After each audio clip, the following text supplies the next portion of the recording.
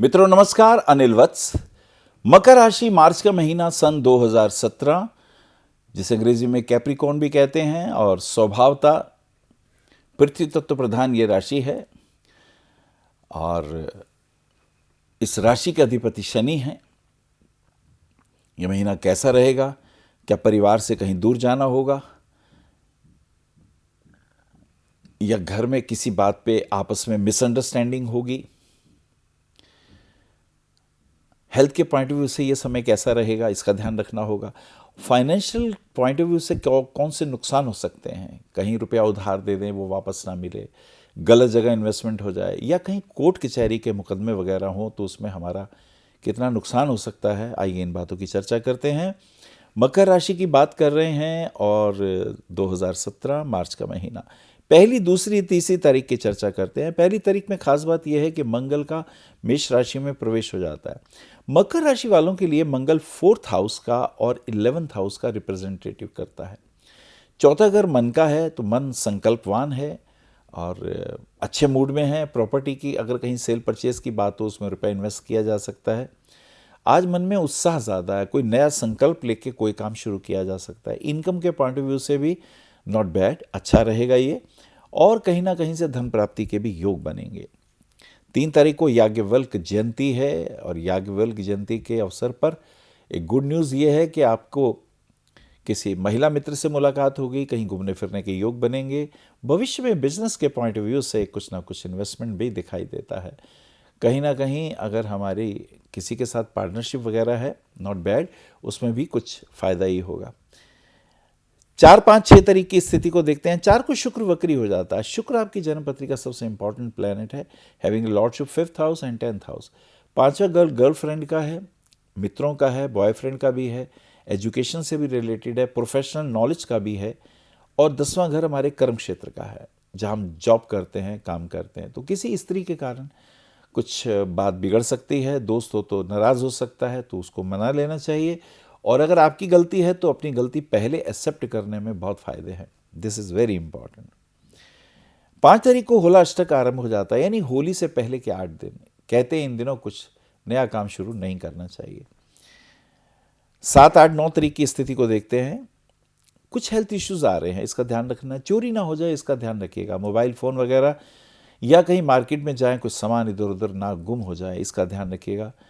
और एक और बात, हेल्थ इश्यूज थोड़े आ रहे हैं, उसका ध्यान रखिए। स्किन इन्फेक्शन दिखाई दे रहे हैं पैरों के ऊपर, so it is very important. गर्दन के आसपास और पैरों में कुछ ना कुछ वेरिकोस की प्रॉब्लम, नसों की प्रॉब्लम के कारण तकलीफ हो सकती है, सो बी केयरफुल। आगे चलते हैं। 8, 9, 10 तारीख की स्थिति को देखते हैं। स्थिति कुछ पॉजिटिव, कुछ इमोशनल, कुछ भावुक। पत्नी के साथ कहीं घूमने फिरने के योग, कहीं खाने पे जा सकते हैं, पार्टी वगैरह में भी जाके अपना समय एंजॉय किया जा सकता है। 9 तारीख की स्थिति में गुरु पुष्य योग है और द्वादशी, गोविंद द्वादशी तिथि है। जिन्होंने जप तप करने हैं, भगवान कृष्ण को मनाना है, उनके आगे कोई पूजा पाठ करनी है या कोई दान इत्यादि करना है, तो ये दिन बहुत अच्छा। गुरु पुष्य योग का अर्थ होता है गुरु का पुष्य राशि में प्रवेश। तो ये जप के लिए, ध्यान के लिए बहुत सुंदर समय। कोई भी नया काम शुरू करना हो तो आज का दिन बहुत अच्छा है। 10, 11, 12 तारीख की स्थिति देखते हैं। 10 तारीख की बुध मीन राशि में प्रवेश कर जाते हैं। ये बुध की वीक अवस्था है।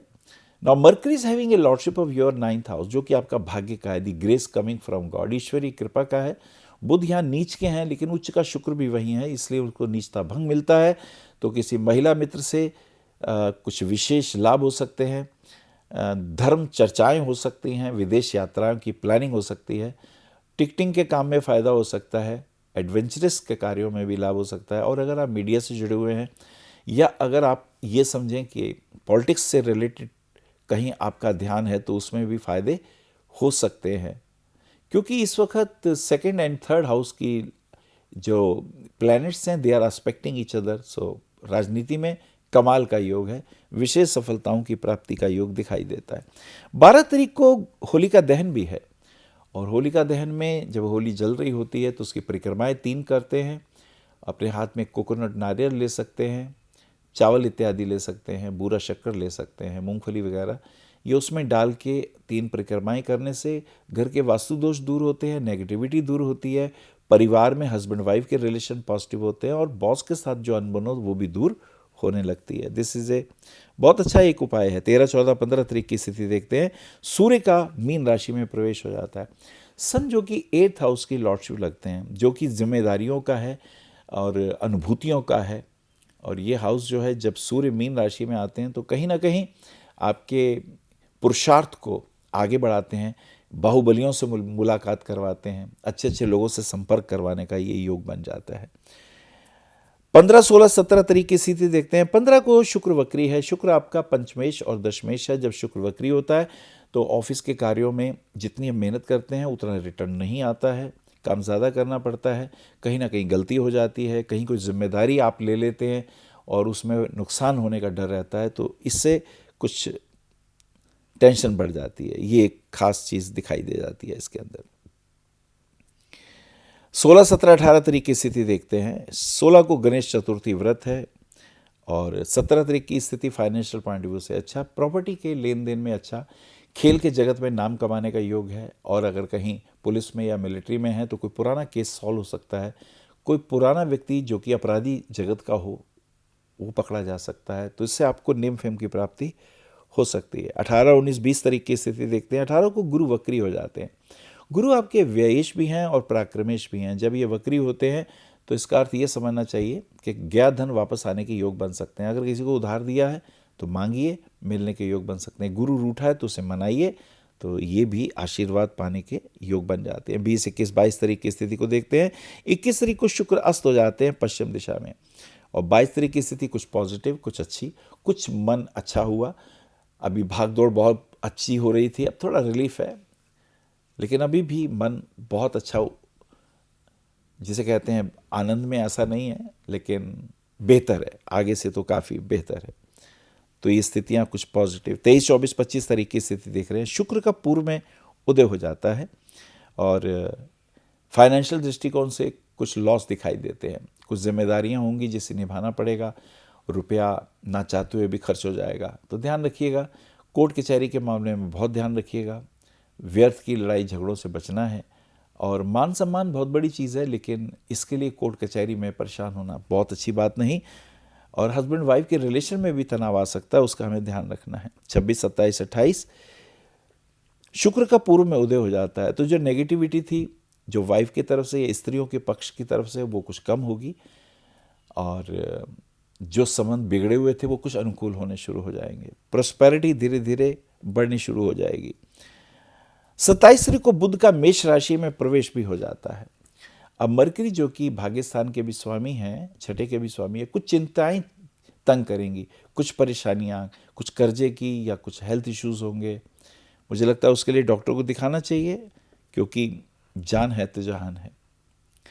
27 तारीख के बाद 28 तारीख को चैत्र मास की अमावस्या है। पितरों के निमित्त कुछ ना कुछ दान पुण्य करिए। 29, 30, 31 तारीख की अवस्था ऐसी है कि नवरात्रि प्रारंभ है, प्रतिपदा का क्षय है। ऐसे में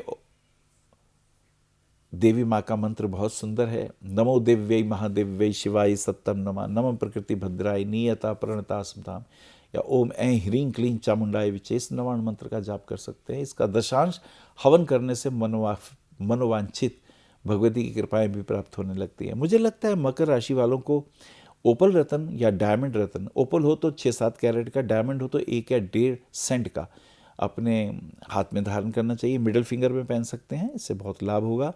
रोग, कर्जे, दुश्मनियां शांत होंगी और इसी के साथ साथ पन्ना रत्न पहनने से भाग्य साथ देगा। यद्यपि आपका बुध नीच का चल रहा है, जिसमें हमारी मेहनत ज़्यादा होती है, उपलब्धियां कम होती हैं, तो पन्ना रत्न पहन लीजिएगा, इससे नेम फेम की प्राप्ति के भी योग बन जाएंगे।